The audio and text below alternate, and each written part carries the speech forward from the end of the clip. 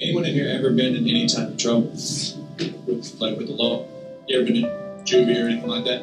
Okay, so with my background and going to jail all the time, prison all these times, and I was beating myself up and I was constantly down on myself, and I'm like, how could I expect you to forgive me when I can't forgive you? And he literally said, so let me get this straight. You did a crime, you went to court, you got sentenced for this crime, and you went to jail, correct? I said, yeah, a lot of those times. I said, okay. So you got out of jail, right? Yeah. He said, did you serve the time that you were sentenced to? I said, yes, sir. I said, okay. You were forgiven.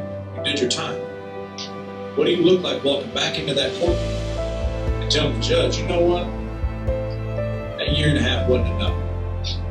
What I did was a little worse. I need you to send me back for 2 more years. He was like, that's what it looks like. We're constantly beating ourselves up. We've already done it. We did what we did. And if we can't forgive ourselves, it's no different than walking into a courtroom and telling the judge, like, hey, I didn't get punished enough. Go ahead and send me back for a couple more years so I can learn my lesson. With that analogy, again, it's faith-based. We've been forgiven. Everything we've done, we were forgiven for. So we're already forgiven. How can we not forgive ourselves? And it's not as simple as that. John broke it down a little bit. But if you just minimalize the situation in the sense of like, we're forgiven. None of us. You said you've been locked up.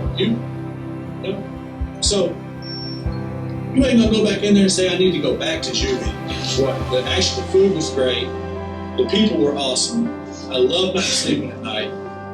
So just go ahead and send me back in there for another year for what I did 8 years ago. Breaking down like that, to me, that doesn't make any sense. Something I did 10 years ago, I don't need to beat myself up over it today.